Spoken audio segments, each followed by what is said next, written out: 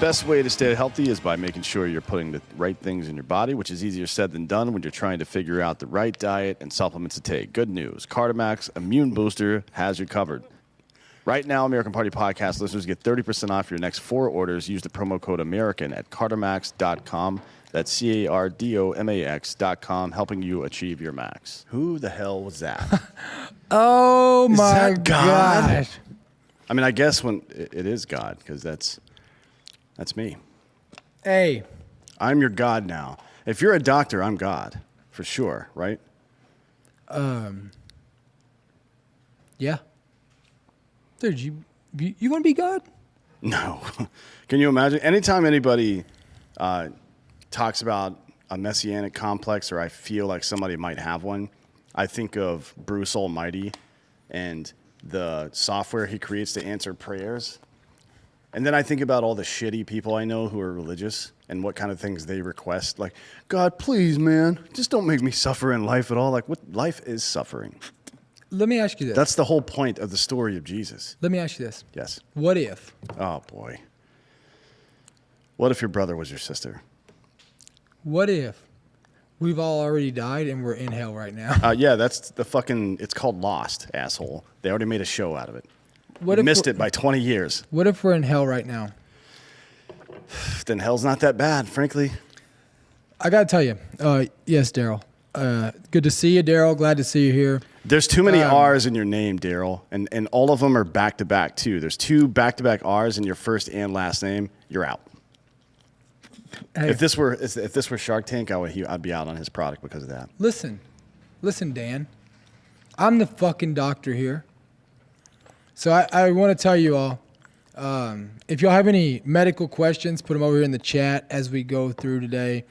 I'll answer, give you a second opinion on anything. I am a doctor. There's a question in the chat, Nathan Lott. What? Is the American military compromised, including the president? Yes. Yes, 100%. Listen. We'll get to that on Friday's show, but today's show is a lot better. Damn. Kiss the day, Dan? Okay, what does that mean? Dan, so I posted a picture of my girlfriend today. It's her birthday, right? Mm. And she's a Latinx person, right? Yeah. Everybody was asking me on there, why no puzzle pics? And so I just want to go ahead and answer the question live. We haven't got to that point yet. Like, I'm a respectful man, and I don't want to move too fast, so I'm not puzzling with her yet. You know what I mean? Like, I don't do puzzles with her because that's kind of like a big deal. What would you consider to be your what stage of the relationship are you in right now? Like, are you guys dating, talking? I don't know what what do people call all that stuff now? I don't know. It's kind of weird, man. But you got to be careful. I've learned with dating, you got to be careful and like identify like what does dating mean?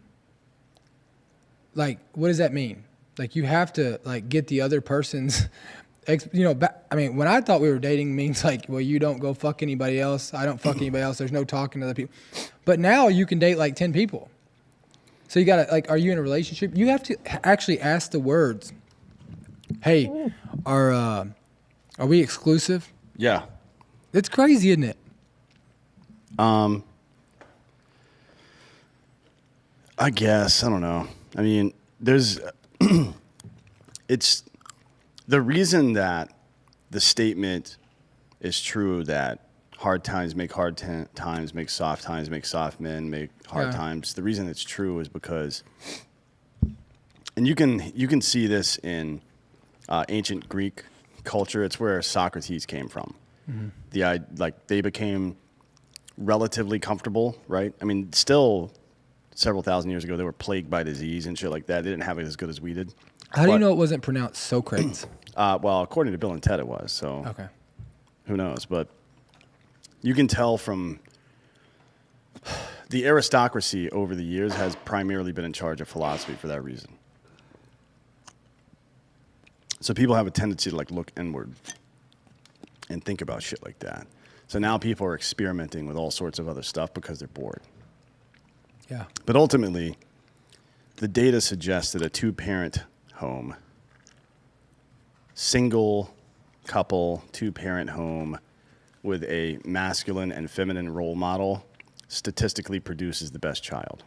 But you could also say that there's a lot of other stuff going on there. Homeschooling produces the kid most ready for more education, but not necessarily for socialization, right? Yeah. And now we're in a creator economy, so socialization is more important than ever. So there's a lot of stuff going on there. I think that people should just do whatever the fuck they want. Well, if that was the case, then we would be together. No, because it requires two to tango there, my man. Does it? Yeah. I mean, I guess you could tango by yourself, but that'd be weird. Would you'd watch?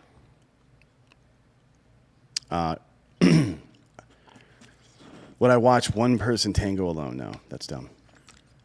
Then, just call me doctor. I think today's the day. I've done it already. Let's move past it. All right, let's get into the show. So You're not very fun today. it's, I'm just going through menopause. You are old as fuck. Man, is there something called menopause? Is that a thing? There was a whole King of the Hill episode about it. At your age, Oh, really? Well, he had a narrow urethra already, though, right? He did, yeah, but there was a whole King of the Hill episode about it, and Peggy drugs him with testosterone.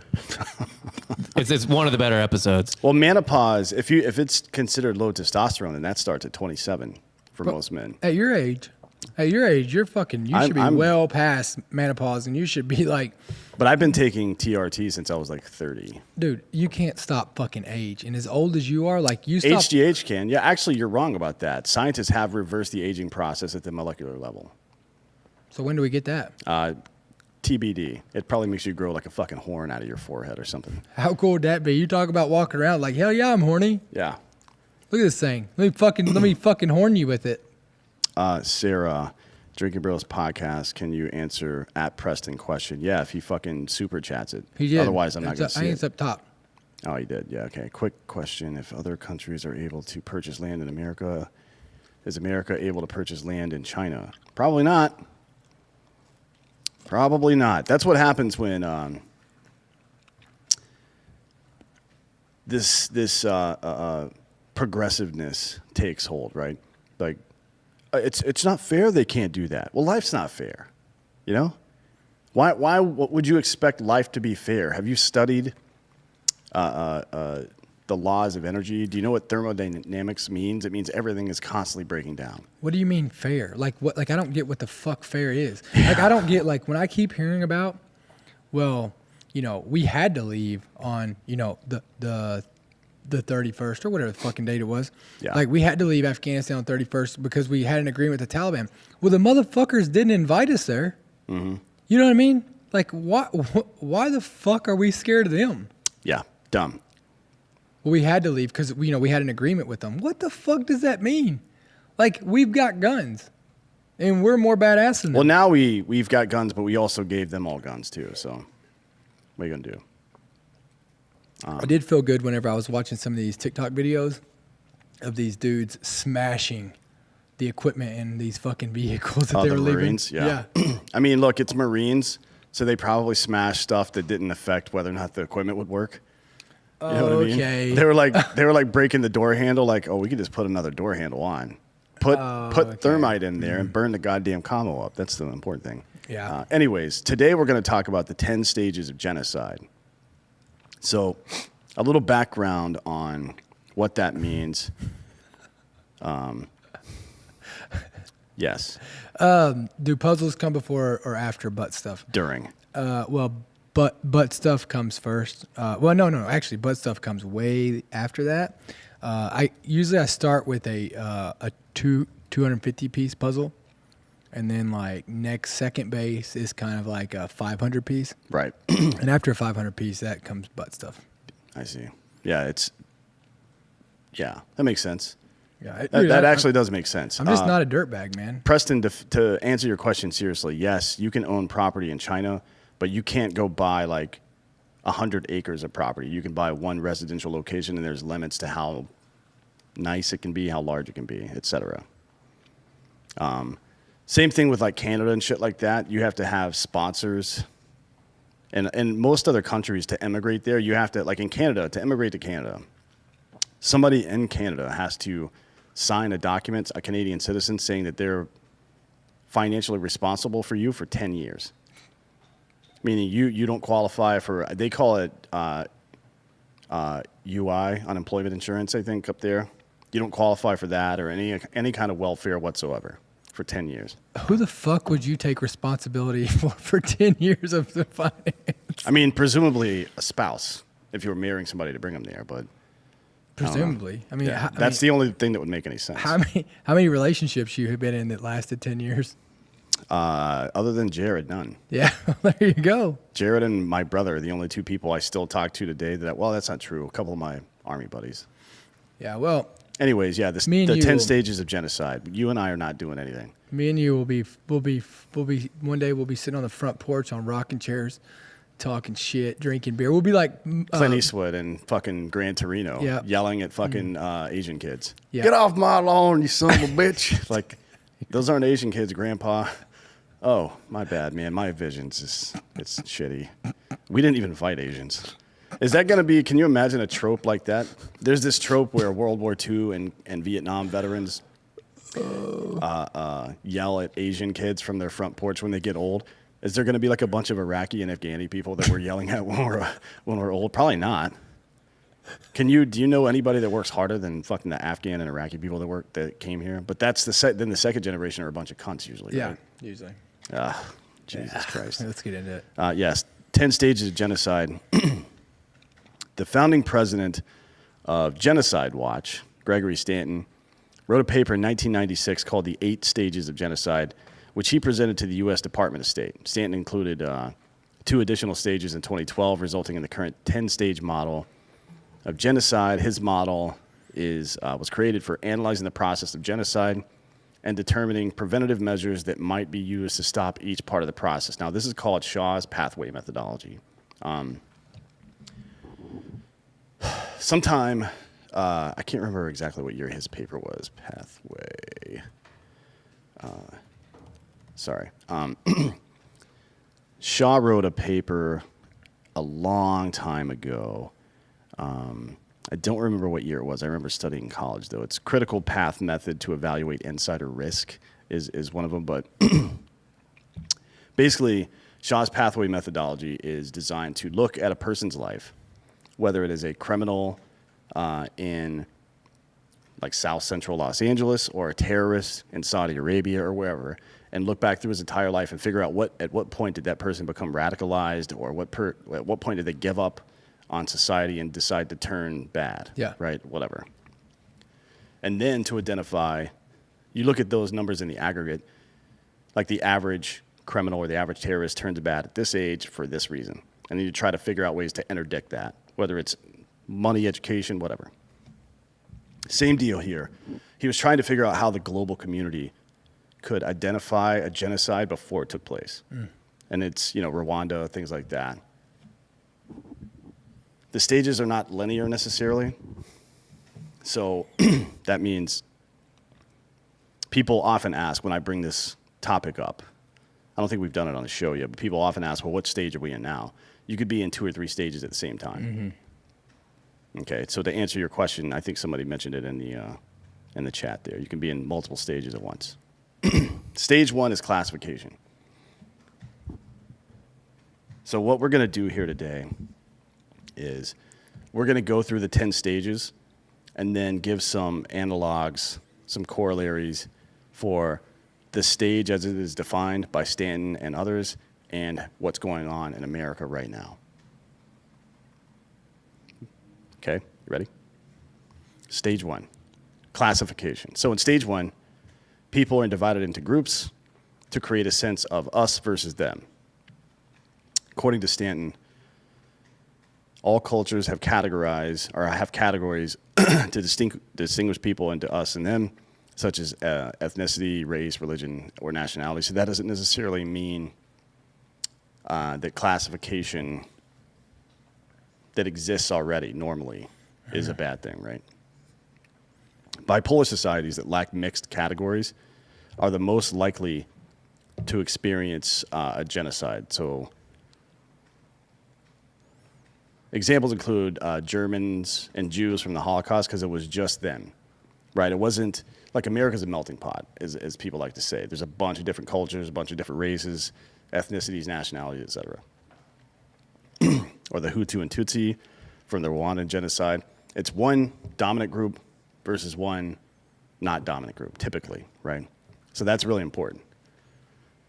Exclusion from a preferred group in society creates an acceptable way to deny the opposing group's civil and human rights. So in the case of the Jews, for example, you label them as Jews, you put gold stars on them to identify them or classify them. And then some of the other stages that we'll get to happen as well. And that kind of gives permission to the general public to treat these people improperly and to look the other way as the government treats them improperly, right? Kind of like right now, white males. We'll get there. We'll get there. In the current political climate, it's emerged over the last 25 years or so as Democrat versus Republican, left versus right, conservative versus liberal in a lot of ways. And that was fine, I think, because there have been pretty significant outgroups or tertiary groups like libertarians or people that don't give a fuck about politics, things like that, Green Party, etc. The main preventative measure at this early stage is to develop universalistic institutions that transcend ethnic, racial, political, and ideological divisions. So the search for common ground is vital early on to prevent genocide. So what does that mean? That means that instead of intersectionality, which has become very popular in critical race theory, instead of dividing everybody into their little categories, we start to look for the greatest common factor. What is the thing that we all have in common? And we work down from there and address those issues. That's how you do it. Any questions? Any questions? Gay, straight, wait a minute, no. Everybody's gay. Stage 2 is symbolization. Stage 2 applies names or symbols to the classification. For example, distinguishing them by race, ethnicity, or political ideology. A phrase like the pandemic of the unvaccinated, for example, is kind of where I'm going with that. Applying names or symbols to people are natural inclinations for humans and does not necessarily result in genocide unless they are used to dehumanize others. For example, if you're telling a story, imagine you just witnessed a crime, and because of your political correctness, you don't want to say what the race or ethnicity or gender or nationality someone might be, right? Like imagine, this is a ridiculous example because I don't think this ever happens, but imagine like a fucking woman, an Arab woman in a burqa robbed a bank at gunpoint. And you're like, well, she was wearing this, how do I say it? No, just say it. Dude, you're just describing another human being. It isn't intrinsically bigoted to describe as a black dude, as an Asian woman. You're just describing the person. That's perfectly fine, right? Yeah. I mean, intersectionality begs to take a person's, all their little traits from their lived experience and list all those out. But if you talk about physical characteristics, that's where they draw the line. Like if you say fat, well, he's a fat guy. What do you mean fat? Everybody knows what I mean when I say fat. Yeah. Otherwise, it would not offend you. Yeah. Like if it was a skinny person, I said, there's a fat guy over there. They'd be like, no, that's not a fat guy. Like, what do you mean? You know what fat is too? Shit. Guess we can all agree on that. Yeah. You stupid fuck. Anyways, when combined with hatred, and this is why whenever in stage 1, we talk about combining the classification with something else. Here we see it again, right? And it goes back to that point in the original comment that these things are nonlinear, so they all happen. Not all, but sometimes they happen all at the same time. like 2 or 3 might be happening at once. When combined with hatred, these symbols may be forced upon unwilling members of opposing groups. Again, historic examples include the yellow stars Jews were forced to wear under Nazi rule. Stanton states that symbolization can be deterred by criminalizing hate symbols or hate speech. Now, that is probably not the best idea. Because we've seen that in a vacuum, he may be right about that. But that is, it's being weaponized at this point, which is always, you know. I mean, I do think, but I think there's a difference. And I think here's a real fine line. I do think there's a difference between criminalizing hate speech and criminalizing any speech and criminalizing lies. Right. I think. Right. Like there's a difference between, I don't think you should be allowed to walk out, especially in any point of authority, anything that I don't think you should be able to walk out and it's called defamation. It is a law. Yeah, that is for sure. I think you shouldn't be able to say whatever. Like, I shouldn't be able to walk in and say, yeah, Dan's a fucking murderer and he's a piece of and he's like, I shouldn't be able to say things. You can't say that. Huh? You cannot say. I mean, you can, but there are consequences. I mean, right? the media. Oh yeah, they call people Nazis all the time. Like, it's a bit much. The media is another question, but I think that when politicians get sworn into office, they should be placed under oath. Like at your swearing-in ceremony, I swear to defend the Constitution against all enemies, foreign and domestic. So help me God, right? Before the so help me God, I swear to defend the Constitution against all enemies, foreign and domestic, and that every word I say to the public is true. So help me God. Now you're under oath for the duration of your term. As a congressperson, state fucking legislator, city council, they do president. That. No, they don't. They put their hand on a fucking Bible. They swear to defend the Constitution, but they don't swear to not lie. I'm saying just like in a court of law. In the military, we don't swear to not lie. No, and forget about that.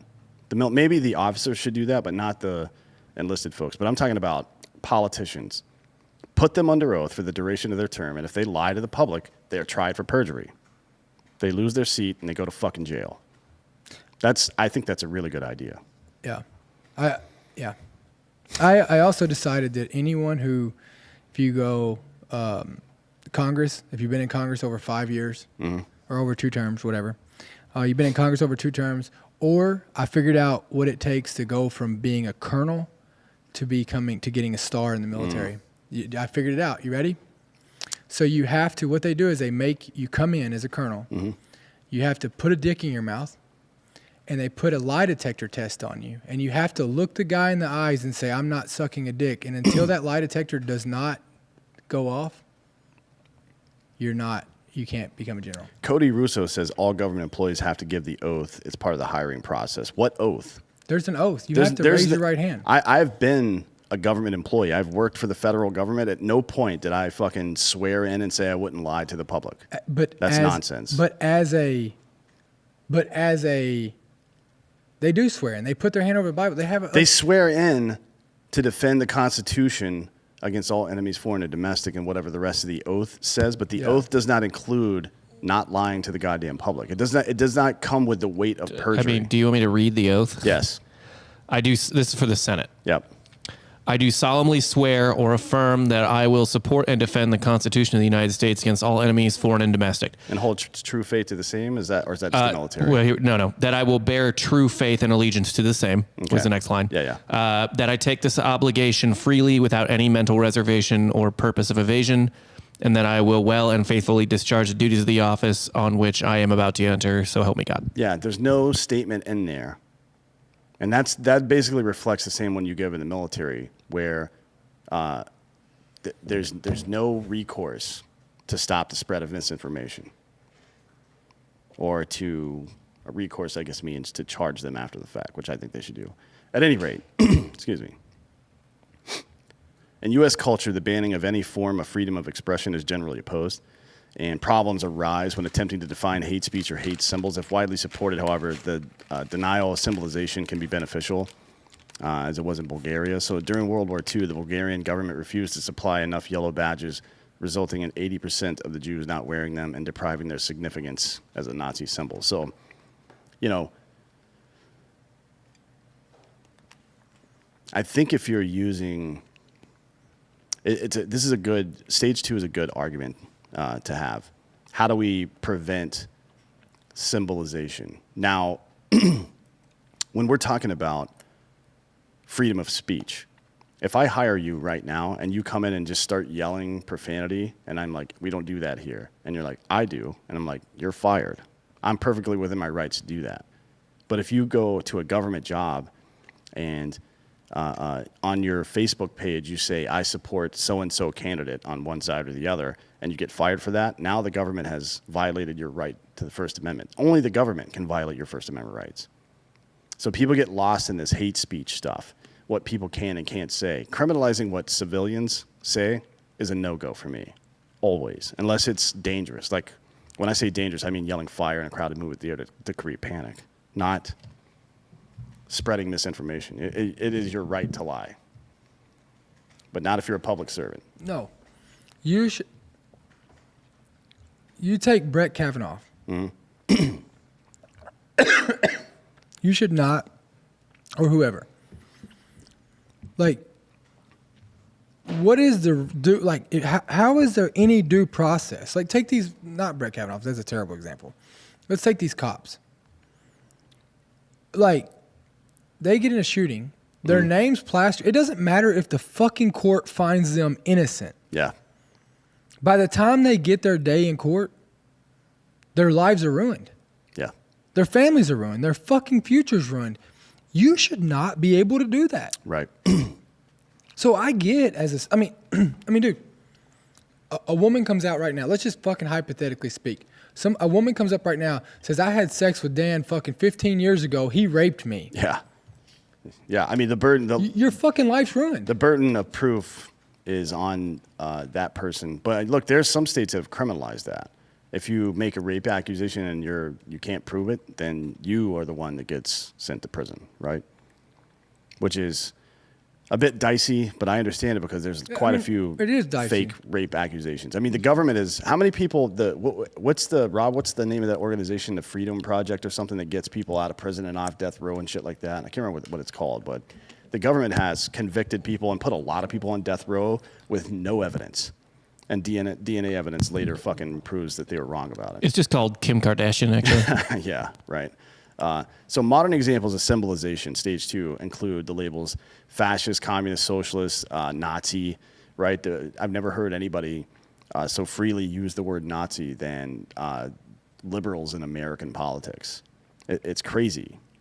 There's still like people who are alive that went through the Holocaust. Can you imagine how offensive that is?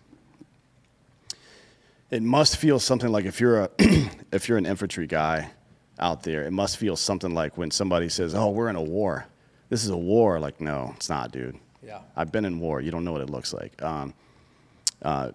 So these words being applied to members of opposing political groups, creating a connection between them and historically demonized groups or ideologies. Now, that happened a lot during Trump's presidency. The "I punch Nazis" thing. Or calling Trump a Nazi at every turn, or any of his supporters. And then in addition to that, excuse me, now again I'm going to bring up this phrase, the pandemic of the unvaccinated, which, by the way, scientifically speaking, is nonsense. People that have had COVID are far less likely to transmit and clog up hospitals, period. Every bit of data we have now shows that. And I would say that the inverse is also true.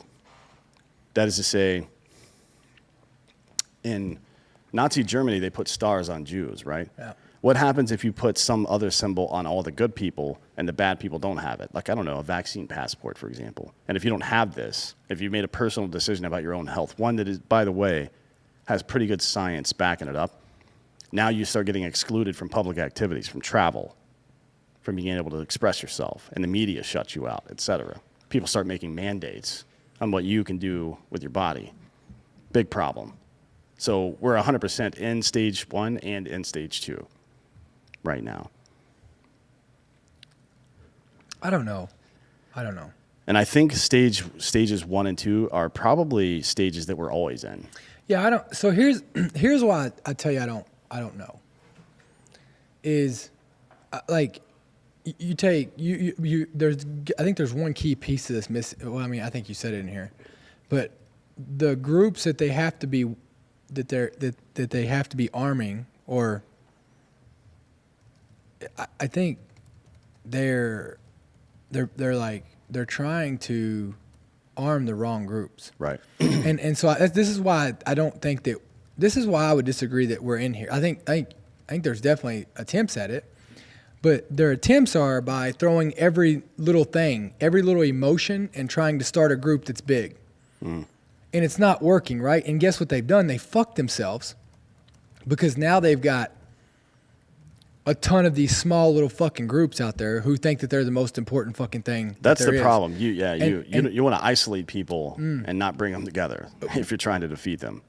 Huge miscalculation. Well, you want to bring them together to make a bigger group, but you can't make like the group. There's none of these groups that we're talking about are even big enough to take over the rest. Like, they're not even 10%. None of them add up to 10%. Yeah. All you mean collectively? Collectively.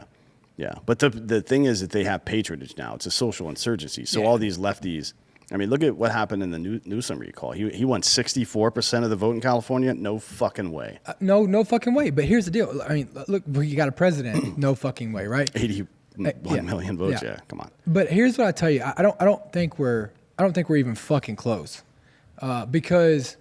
You don't think I completely disagree with you, but tell me why. I don't think we're fucking close, because the only place, like, this is because the news is making this look bigger than what it is. It's not, dude. It's not. I completely disagree. You might be right that there aren't a lot of American people that buy into this bullshit, but the elections disagree with you. And also, General Milley has committed treason. So I got you. Or at a minimum, he's violated the Logan Act. The idiots at the State Department are fucking us over. Idiots that like the State Department and the Pentagon are both compromised, and the presidency is compromised. So I agree with you that our leadership in this country is compromised. And people accept their authority. So it doesn't really matter. Do you think that the average? Do you think in 1930, the year 1930, that the average German citizen even gave a fuck about Jews, especially people that lived out in the fucking hinterland somewhere? Maybe people in the cities were hating on them the same way that we hate on homeless people and shit like that. But they weren't thinking about that stuff. Yeah, it was Hitler's rise to the chancellorship, and then the big lie, as it's referred to, over and over and over again, that started to persuade people. And now we're in the middle of this big lie where the media and the government constantly tell us who to hate. But this is the only good thing about social media, is that information can fucking spread, and there's no chance that you would have another Germany situation, because at no fucking, like, the difference in us and everywhere else is we're free, and all these motherfuckers are okay all the way up to the limit of where they might go to fucking jail, or where they might lose their fucking freedom. And at that point, the one thing that we do all have in common in the United States of America is freedom. And everybody will push that line up into the point to where they're going to get in fucking trouble. Look at January 6th. Now these motherfuckers, I bet they wouldn't go do it again if they thought they were really going to get fucking arrested. You know, like everybody's willing to push the fucking line. They'll go protest, they'll go burn down cities, but at the point that they start getting held accountable by the law, nobody wants the handcuffs on them. Here's why you're wrong, right? The people in January 6th, this so-called insurrection where nobody brought a gun, by the way, which is kind of a weird thing to do if you're trying to take over a country. This so-called insurrection, yeah, those people are getting punished for their actions. But all the people throughout the entire summer last year that burned down fucking police stations, they're not getting shit. Which is fucked. So you say that, but when they got arrested for fucking domestic terrorism, basically what they did was domestic terrorism. They were committing acts of violence and threatening violence towards a political end. That is the literal definition of terrorism. When they did that, celebrities in Hollywood paid to bail them out of jail, and then the government dropped the charges, right? So if the government ultimately isn't holding these people accountable, the premise that you said doesn't exist. It only exists for one side or the other, which means they have 100% taken sides. What percentage of Americans do you think participated in all last summer? One, maybe, I don't know. Again, my point back to it is we've got let's say 95% of the fucking country that's not even giving a fuck about it. Well, I think they. And if you go start threatening that 95%, you start fucking with their land, their freedoms, and their liberties, you're fucked. Maybe you don't do it all at once, though. That's the secret of the big lie. You work in groups, right? You slowly institutionalize people until they can't make money without you because you've, I don't know, allowed a so-called pandemic to erase somewhere between 800,000 and 1 million small businesses forever. Right? People will not go back to work because you fed them this lie that they deserve more despite not having worked for it. And now they're on the government tit. Now the government and only major corporations in the government control the means of production at this point. It's a new thing. Why people can't identify it is because it is a new thing. It is a mix between government communism and corporatism. Now they're working together. The government doesn't need to own Amazon because Amazon is just willing to suck the government's dick so they can keep making money. And they say, well, we locked down our entire country and took away businesses that 95% did nothing. I'll tell you right now that that's false. That didn't affect me any. It didn't affect, out where I was at, everything was still fucking open. I could still do whatever I fucking did before. Yeah, but the majority of Americans live in major metropolitan areas. So let's go back and identify part of the issue. Don't bitch about everything being shut down and you live in New York fucking City or California. Don't bitch about that's gun where laws. Most people live, though. Well, then I guess what? I think you want to start making a point, then fucking leave. 81% of Americans live in major metropolitan areas. Then don't bitch about gun laws and fucking live in New York City. I mean, that's the reality of the situation is people can't fucking do that. People can't just pick up and move, right? I guess it's a privilege in a lot of ways. Maybe it's not a privilege. Maybe they should. And they're not doing it, right? What's not a privilege? Most people live paycheck to paycheck. 65% or so of America lives paycheck to paycheck. You can't just load up the truck and move to Beverly, as the hillbillies of Beverly used to say. You know what I mean? I mean, here's what I would say is I would look at the cost of living in both those fucking places, and I would say it's drastically different going anywhere else in the country. I mean, I think it is 100% a good idea for people that live in major metropolitan areas who are being targeted for vaccine mandates or whatever the fuck else, stupid gun laws, whatever else is going on, to start looking for jobs because there's about 11 million open right now in, if you don't want to change areas that are outside of major metropolitan areas, 100%. Well, but on the back, but here now you're like contradicting yourself. So you live in fucking New York, you can't afford to move away, which anywhere you can. There's many places that are way fucking cheaper than cost of living in fucking New York. You move away. I mean, are you supposed to have somebody do it for you, right? Like, well, tell me how you do. Let's say you made $500 a week, right? And living in New York, anywhere. Let's say you're in any major metropolitan area, you make $500 a week, and you have a wife and 2 children. Maybe she makes $300 a week, or combined you make $800 to $1,000 a week. What's your plan to move to a new city to put a down payment on a place because you don't have that money in the bank because you live paycheck to paycheck? Right? You have to put a down payment on a new home, or you have to pay, deposit for a rental or whatever. Then you have to pay for the travel to get there. You have to sustain yourself between the move and when the first paycheck comes in from the new job because you don't get a signing bonus. Usually it's 1 to 2 weeks before you even see that next paycheck. How do you do that? What's that look like? I would have to expect that if you're making $500 a week, you're working a 40-hour job. Probably. So, get another fucking job. If you want it bad enough, you can fucking make it happen. This is the United States of America. Sure. People are going to suffer terribly. So, you know through what? That. Suffer for what? 6 months? I mean, you ever had to work 2 jobs? Sure. I mean, why? Why'd you work 2 jobs? Here's the thing, the economy works a lot like inoculation, immunization, so group or herd immunity. If too many people are living at that lower level and are moving around at that lower level, then it disrupts the entire economy. Let's talk and then about divorce. all the stuff that is able to happen, like you taking advantage of this thing or this thing or this thing from the infrastructure that exists, only occurs if enough people are working jobs that are paying them enough money. And if that goes away, if too many people are underemployed, then we're all fucked. That's how economies work. Adam Smith was very clear about this shit. I mean, listen, I got you, but at the end of the day, like, if you can't find a way to move from one city to the other in the United States of America, like, there are people out there working fucking 2-3 jobs to fucking make it move. Mm-hmm. You can move.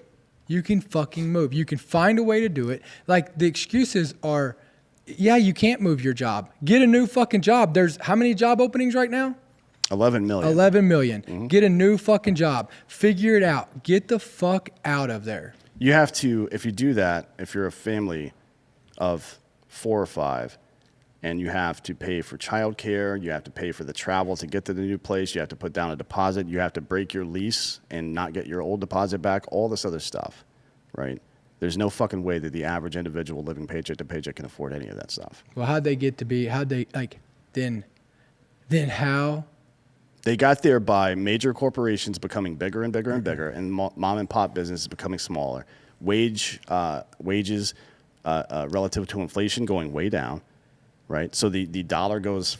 So then basically we should be socialist. So then basically we should be socialist. No, of course not. We shouldn't be socialist. That's ridiculous. I mean, so then basically we should just worry. Like, no, we're not talking about socialism. We're talking about corporatism. We're talking about too much getting concentrated at the top, right?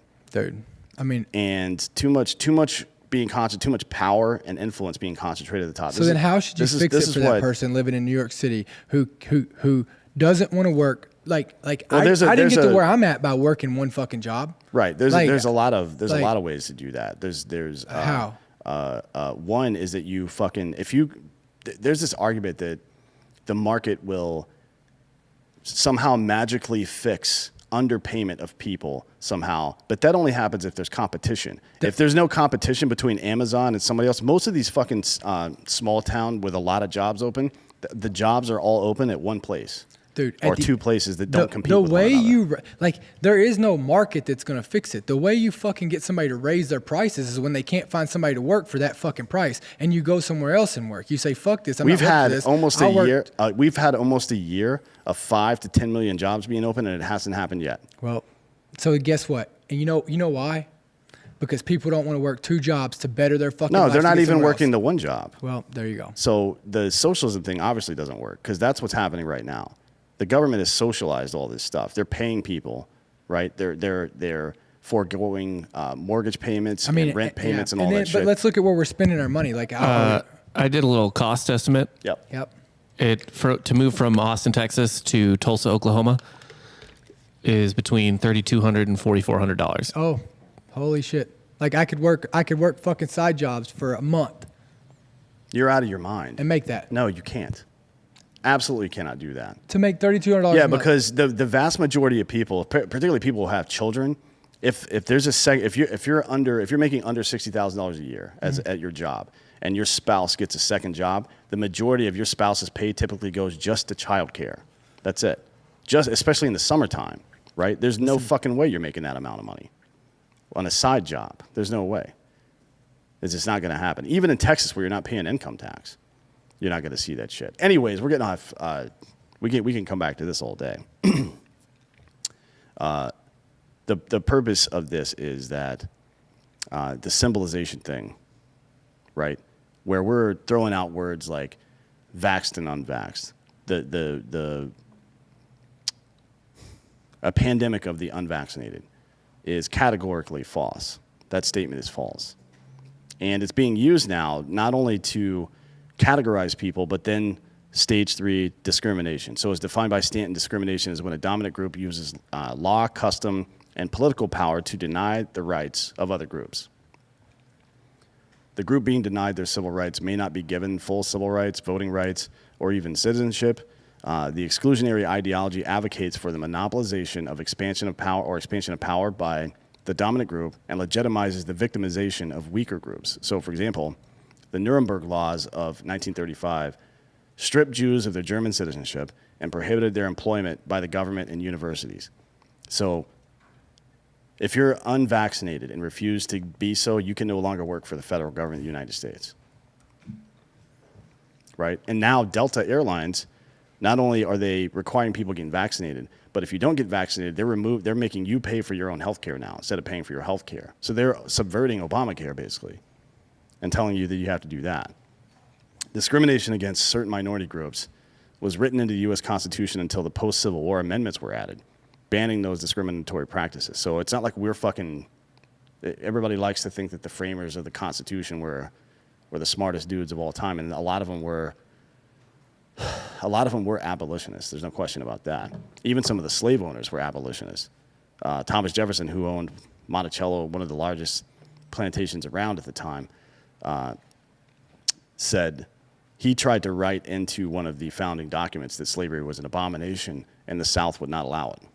They wouldn't sign that document, so they had to remove that shit. Anyways, Stanton states that to prevent discrimination, full political empowerment and citizenship rights must be afforded to all groups in a society.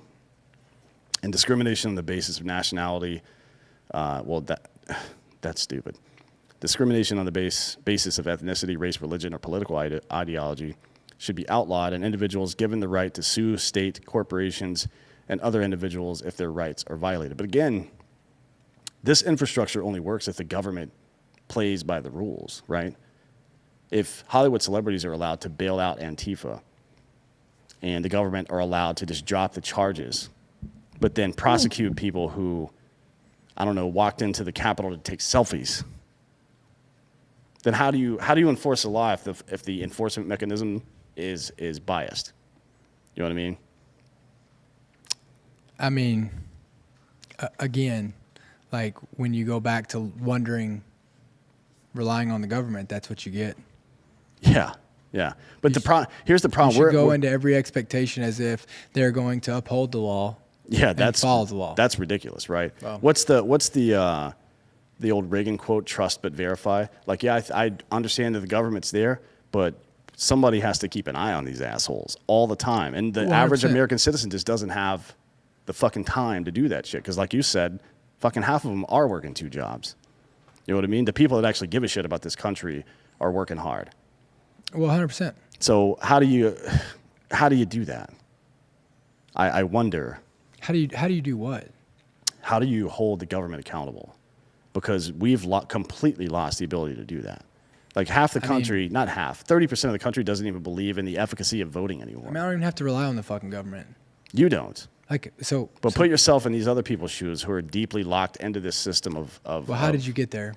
How did I? How did you get to where you're having to rely on the government? I did rely on the government. So did you. Well, like we were in the military. We got the 100%. GI Bill, the VI home loan, and How'd all that that stuff. work? It worked out pretty well. Yeah, and then we got out, and we get off the government. Right. Yeah. There has to be a pathway out for sure. 100%. So, like, I mean, I guess if you expect to. But you and I talk about this all the time. It's the revolving door of. But this is people's individual problems. Again, like I hear all this about no, Richard. Every dollar that I've received from the government has been donated back to a scholarship fund. So no, Richard. Nice try though. So I hear all this, and the issue is that like we're not out fucking like you can work harder. Mm-hmm. Like I'm not sitting here fucking raking in money by not putting effort out. If I don't go out and fucking work, I'm broke tomorrow. Right. Well, not tomorrow though. Well, you're being hyperbolic because literally some of these folks are broke tomorrow if they don't work. But you could probably take a couple of months off and be fine. But I also don't go out and spend money on fucking stupid shit. Maybe not, but I mean, right? I think that's. So again, I think if you're going to rely on the government, like again, if you're going to worry about the government, I don't break the fucking laws. I'm not out doing shit. Like I'm not out breaking the laws. I'm not going to try to get involved at the Capitol protest. Mm-hmm. Like what do you expect to change with the government by doing that? Right. I mean, I don't think anybody understands that protesting is fucking pointless. And if you think voting matters, the system's broke. For sure, it is. It's broke. It's fucking broke. So what's this? What do you do? You're talking about people. When you say the system, you mean relying on the government. But we all, government, to some 100%. degree, rely on the government. For sure. We got roads and shit, for We have, sure. Well, now I'm not just talking about roads. I'm talking about the fact that you have some legal recourse because of the government if somebody fucks you over financially. If somebody smears your name through the mud or steals your shit, you can go to the government for recourse, right? But these people are going to the government for recourse on a day-to-day basis because corporations are trying to fuck them over. You know what I mean? Constantly. They keep... The average American salary has not gone up. And how much has inflation increased, Rob, since the last time the minimum wage went up? Look that up for me right quick, because it's not much. The average American salary right now is $31,000. Well, this is 2016. Hold on. Right. 2019 is $31,000. The real value, the value of the federal minimum wage has dropped 17% since 2009 and 31% since 1968. Right, which means you have over the last, what was the last date you said? 68. 68. So since just since 2009, the average worker's salary has gone down by 21% relative to inflation.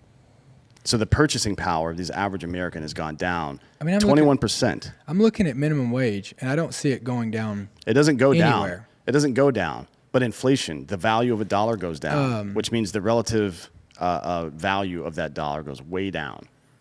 But if you raised minimum wage, what would entice people to try to get off minimum wage? The minimum wage is meant to be a living wage. That's the whole point A of it, living right? wage, right? for sure. So it's meant to be, you take that's why I like the chain CPI thing. We can get into all this at another date. But if you take chain CPI, so CPI is a consumer price index. It takes the average X amount of products that a normal person has to buy in a week or a month, right? So your rent, your insurance, the food, all that bullshit, and what the average cost of that is. The problem with chain CPI is they do it across the entire country, and they should do it regionally. Because, like he said, Tulsa, Oklahoma, to live there is going to be quite a bit cheaper than it is to live right here. So why would we have the same minimum wage? Yeah, I mean, it doesn't make any it shouldn't sense, be right? the same for the entire state. No, of course not. It doesn't make any sense. But it has gone down 21%. The average American salary has gone down 21% relative to inflation over the last fucking 12 years. It doesn't make any sense for us to allow that to happen. So you're saying, yeah, people get another job. Even if they get another job, But they're again, still only adding 60% to their salary. But how do we pick? How do we pick, though? We don't want the government to tell us what to do, but we want the government to. The government's job isn't to tell us what to do. We don't want the government to be, okay, so you want the government to regulate. Well, now they're trying to regulate vaccines.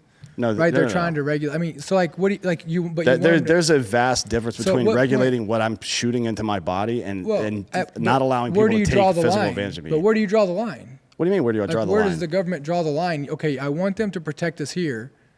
So I want the government to step in and make sure tell corporations how much they have to pay me. This is But I don't want them to This is a this is a nonsense comparison. What if you're a business? What if you're a business and they come in and if you're a business and you can't afford to pay people a living wage, then you don't deserve to be a fucking business. 100%, but people shouldn't go. They should go work somewhere else.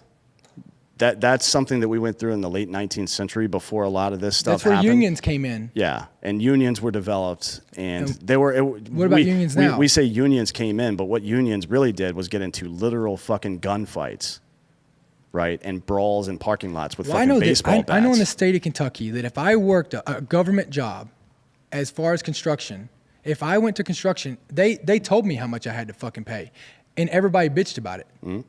Everybody bitched because I'm paying a guy who's digging a ditch, fucking $30-some an hour. Right. Well, then that was too high. Too high for whom? Well, I mean, it's too high to fucking pay. When you're bidding this work out, you go to normal jobs if you're not bidding in municipalities. This is how this is the problem. This is how where's the line drawn? This is how the market is supposed to work. The market is supposed to work like this.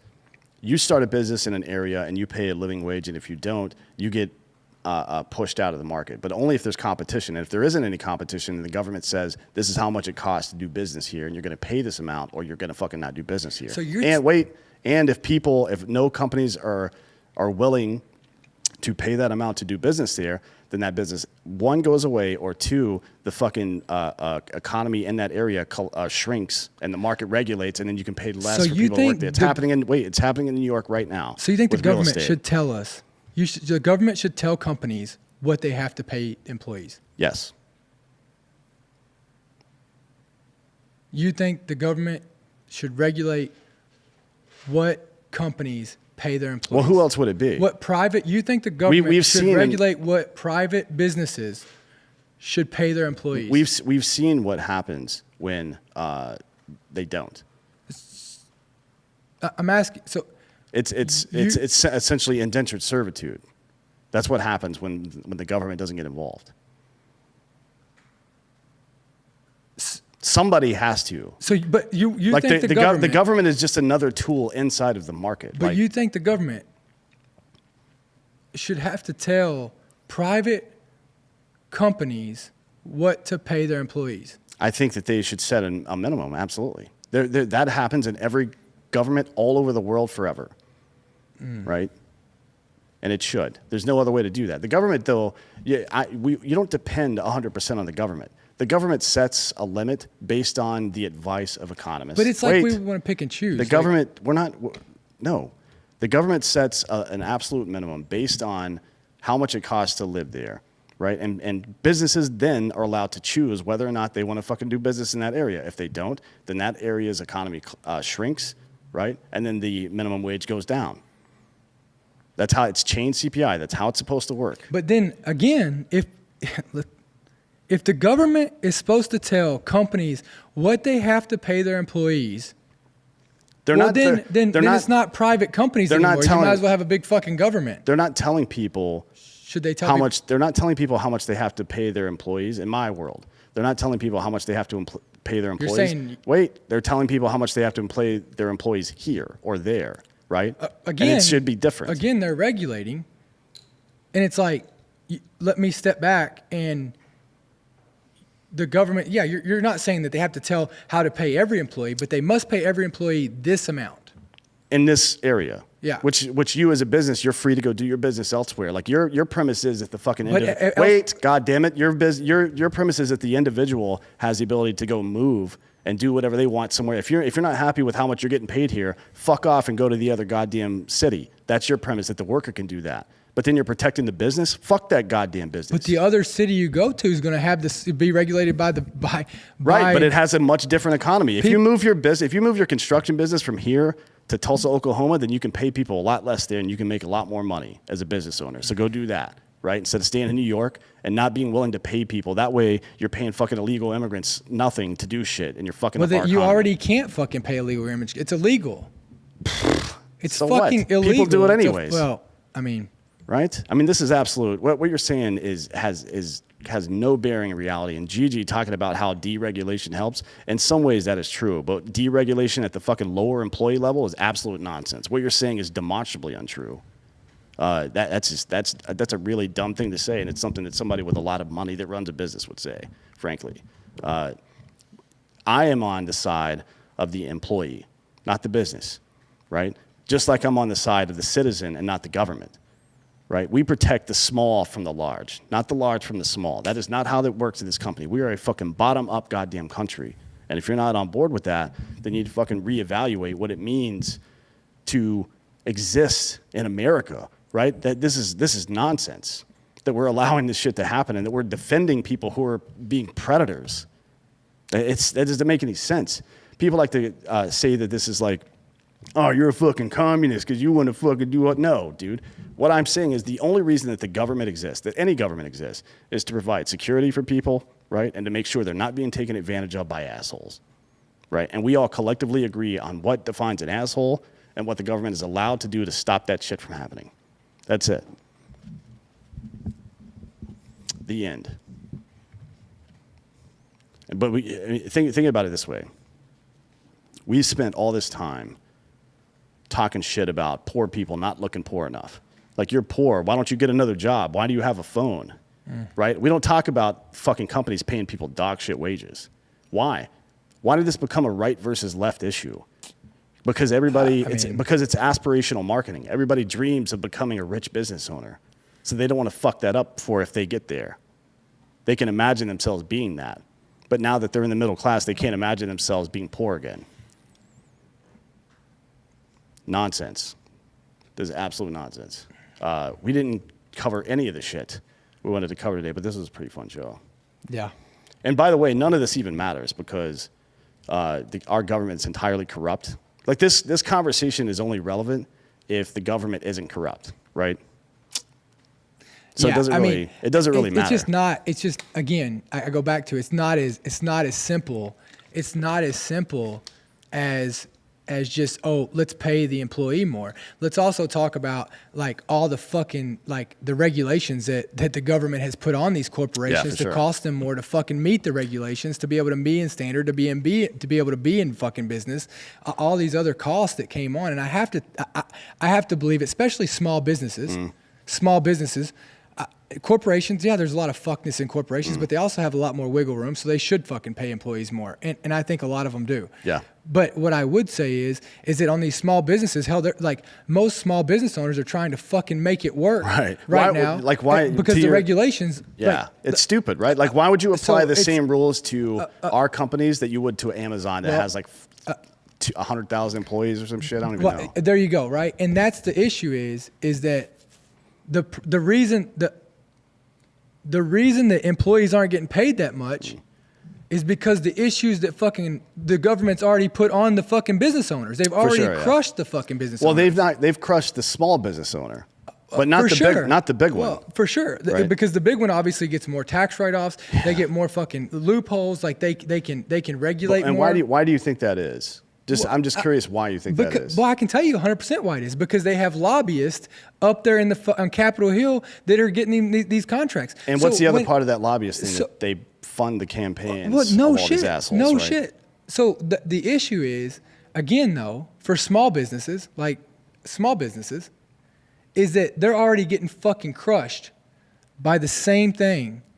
And you throw one more thing on them, which if the government gave a fuck about the employees, no, they don't. They would have found a different way to regulate businesses instead of the way that they've done it. Yeah, for sure. I mean, so look at the way that the government is regulated from the top down, which is to take the rules that they make for large corporations to protect people and apply them to small business. It doesn't make sense.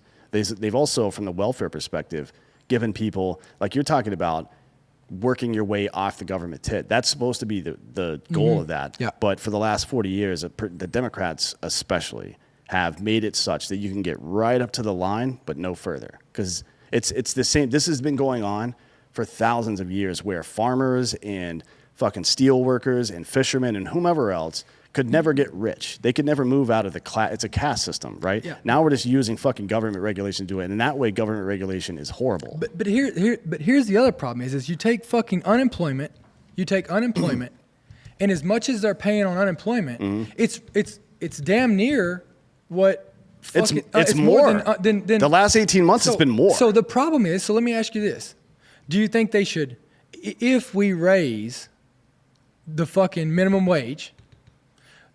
Do we raise unemployment to meet that? Because what you've just said is, you've said this is the cost of living. No, well, that's not the point. The point of unemployment insurance is a stopgap, right? So in Sweden, for example, Sweden is homogenous, so it's a little different than us, for sure.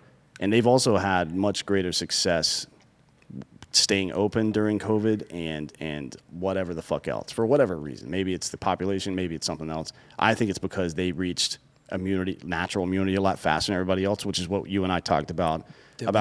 Like California shut everything down, and then they let everything open again for a few months, and everybody got COVID again, and they shut everything down off and on all the time through that whole process. That's fucking stupid, right? Mm-hmm. But what Sweden got right about COVID is leaving it open. But their unemployment isn't just a $300 paycheck or whatever once a week. Mm-hmm. Their unemployment is, and there's no time limit on it. You don't get 48 weeks of unemployment. They take care of you until you get a new job, but they get you a fucking new job. So, for example, this whole learn to code thing that was big when the coal miner shit was coming up during Trump's shit, instead of being dicks on the left and just saying, why don't you just learn to code, or why don't you just move to fucking do this? the government was like, hey, we're going to teach you how to code because this country needs more people that know how to code. So we're going to teach you how to do that. In the meantime, we're going to make sure you're okay and you're not fucking dying and shit. And then you're on your own. Get your job and get the fuck out. So let me ask you again. So right now, if you're on unemployment, you must make X amount of phone calls and do job interviews. Have you ever been on unemployment? No, I haven't. Because people don't. They just get on the internet and look up fake resumes. And so let me ask you this: how do you hold them fucking accountable, so that you don't end up where we're at right now? Well, I think that's a good question. I would love to talk to somebody who works specifically in Swedish economics to understand it, because they don't have a big problem with it for whatever reason. Because I've literally had people I've tried to hire. Oh, dude, we've been trying to hire people for fucking a year now. So there you go, right? Only these two turds. Well, Nick too. And again, but Nick's a soldier. And again, and I go back to this. Hard times make fucking hard people. Yeah, for sure. So I got you. Like, yeah, again, like I mean, when we got out of the military, we were fucked. Let's just throw this out. When we got out of the military, everybody's making the same amount of money. Right. You know what? And you could figure it the fuck out. You could fucking dig and dig and dig. And life is all about fucking choices. It is, yeah. Right. But I mean, and at the end of the day, nobody is going to fucking protect you. I would say that you and I are extreme success stories from the military, but we're not. I don't think we're common. I mean, don't you think that when we were in the military, like we were getting paid to do a lot of shit sometimes? I mean, how often we sit in our fucking barracks rooms? Let's be honest. We didn't. Well, I mean but if you take the amount of, we actually did this when you're on a intense training cycle, right? I think we figured out that we were getting paid about 23 cents an hour, right? But that doesn't include the food, the healthcare, all that other bullshit. So who knows what it really was? But certainly there's no greater socialist apparatus on earth than the United States military, right? I mean, it's a fucking joke over there, and that's why so many people come out of the military completely unprepared but you're also to move back into a capitalist society. We're also talking about a workup for somebody who was infantry, right? Again, it's not all the fucking same. And look, I see all these fucking comments over here. Yeah, we'll go through this. I really don't give a fuck what you guys are like.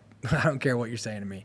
At the end of the day, like, we still live in a place where if you want it, you can bust your fucking ass. You can change your decisions. You can hold yourself accountable, and you can make it fucking happen. Well, there's a limit, though. 90% of Americans can do that. There's a limit if the system is actively working against you, and you know this, maybe not economically speaking, but you know this politically. Like, if a system is working against you, right now we're seeing it with all the mandate stuff. I mean, the regulation is a good example of the system working against small businesses. The same regulation doesn't make sense for a large and small business in the same way that a minimum wage in LA can't be the same as it is in fucking Tulsa, Oklahoma. It can't be. It's fucking stupid to do it like that, right? I agree with you. So here, I want to answer some of these questions. Matt Mailer, I don't know how you say your name, buddy. The minimum wage is zero. It's called volunteering. And you can't have laws that apply to 330 million people. There's just too many individual needs. That's absolutely, that's what we were just talking about, yeah. You can't make the same law for everybody. So when I say that it sounds like you're speaking from a point of success or wealth, that's what I mean. It's the same thing. Like, if you're running a business in LA and somebody's telling you that you have to pay way more per hour just for the sake of that, that's fucking stupid, right?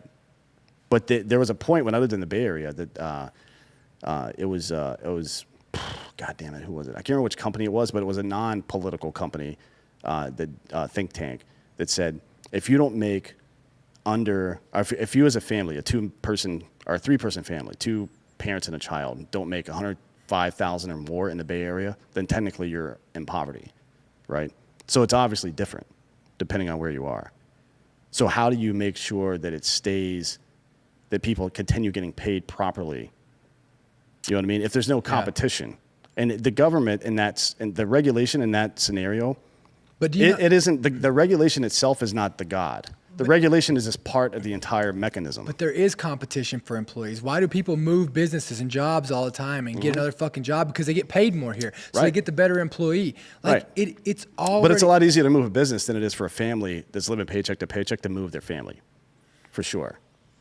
There's no question about that. It's way easier. Yeah. So I think although it's more cumbersome to move your business, there's a lot more risk in moving your family.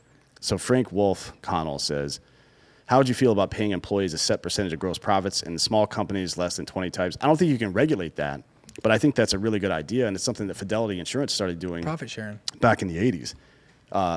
Bob, whatever the fuck his name is, the guy that owns the Vegas Golden Knights, he's a former Air Force guy, actually. He started all this shit. He's like a case study for how to run a great startup business. He started a 10% fund inside of his company, the profits of Fidelity Insurance, which is a pretty goddamn big company. Wasn't back then, but now it sure is. 10% of that company belongs to the employees. Mm-hmm. So they get their stockholders just by getting a job there, and they get some dividend at the end of the year. It's a good idea, but you can't regulate that. I don't agree with that. What else? Tyler Chamness.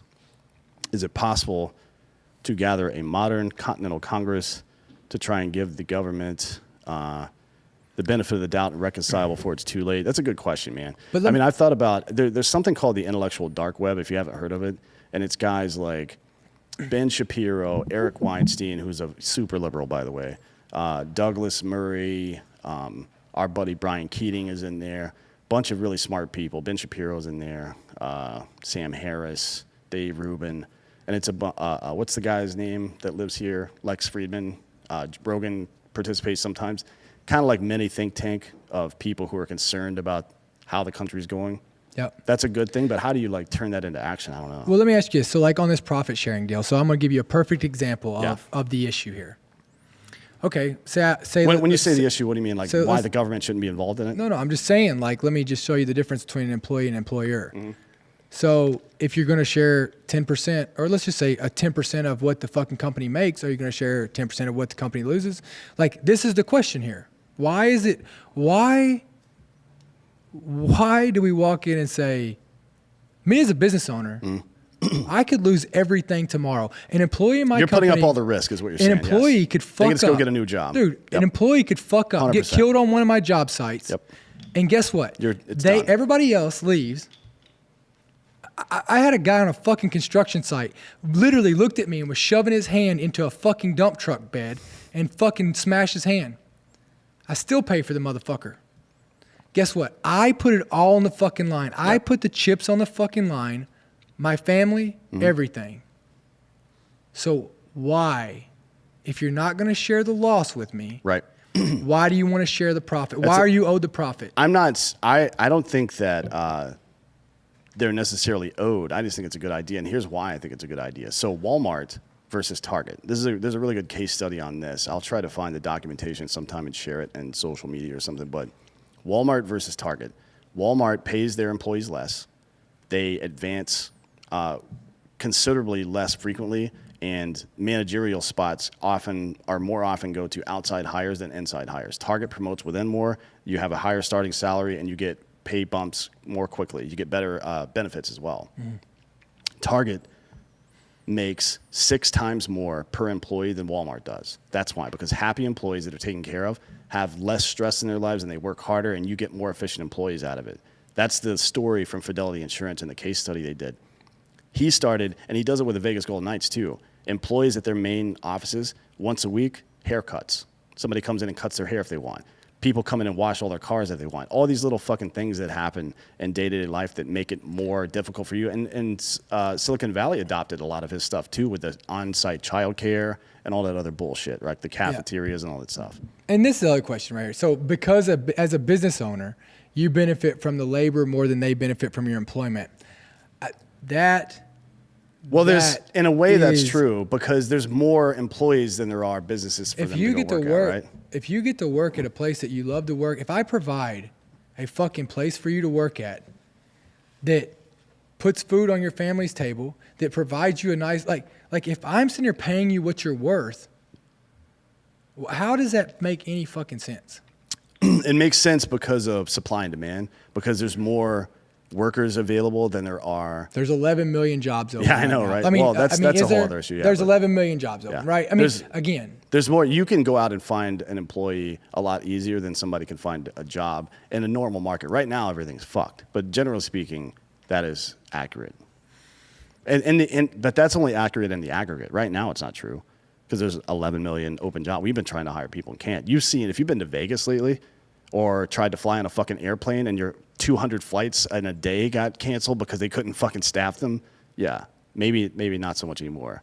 Sam Mazadra, or Mazadra, maybe? Mazadra, I don't know. Do y'all think it's hard for people to hire work, or to find work rather, because companies still require a degree when the university system is so corrupted and slanted left? I think the fact that jobs still require a college degree is fucking stupid. yeah, it's In a lot of ways. Like, we had it as a recommendation, I think, on one of our job postings, but it's only because we copied and pasted another job thing, I think. What difference does that make? The university degree used to show that you knew how to write a paper and you knew how to look shit up. Yeah. And you could finish something, right? It showed that you weren't a quitter necessarily. But now, I understand you have to take people's psychology into play here. If somebody sent their kid to school right now and they went through a year of it, and the kid came back talking about critical race theory and shit, and they pulled them out, good for them. Yeah. Fuck that school, and fuck the goddamn on average $30,000 to $60,000 of student loans they're saddling that kid with before they go out into the workforce, because that's fucking up our economy too. Yeah, I mean, look, the only system that's as fucking broke as our government system is the education system. Oh well, that is the government, right? It's a reflection of it, at least. Well, like and- look and- at hey, look so at the here you go. parallels between the government and fucking the Pentagon and the education system right now, with the critical race theory, with the inefficacies and the shitty leadership, and the fact that they're wasting all the money. And what I they mean, did come on. is they got these schools to buy in, and now they regulate what the schools do.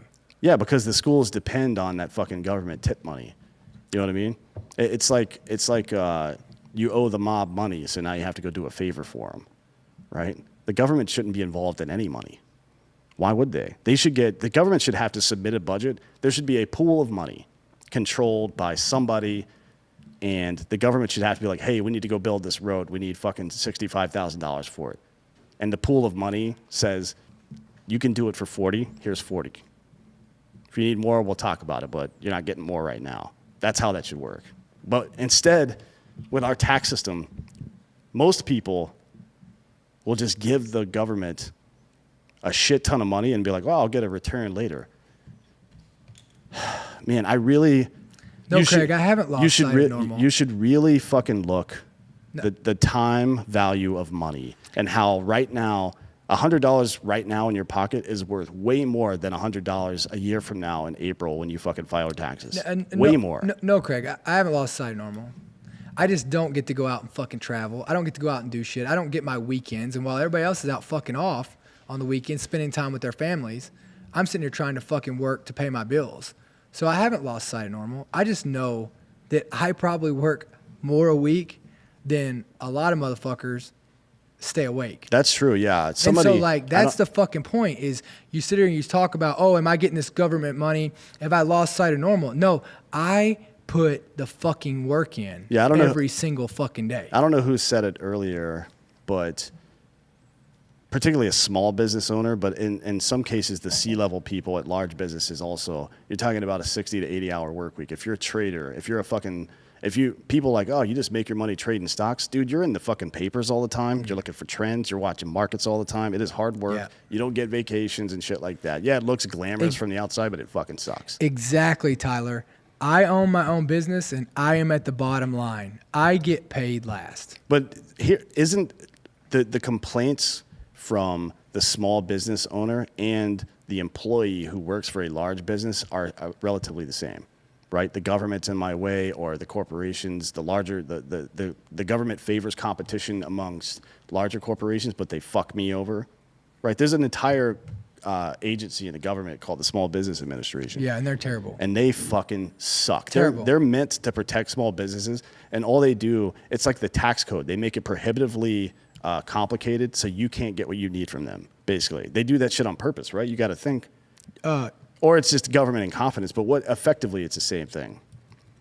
I'm a big fan of this conversation because we have so many we have people in this chat right now who trade stocks. We have people who drive trucks, which is one of the most there's 3 million open truck driver jobs right now in the United States. There's 6 million total. I think 6 to 8 million jobs at any given time that exist. We have people that work retail. We have people that are small business owners. This is a really good fucking place to have this conversation. I don't know if there's any group of people more diverse and willing to call each other assholes. Yeah. And call each other out on shit. For sure. But unfortunately, we don't have time to go another cool. hour. Yeah, we're done. So See you now. we'll see you now.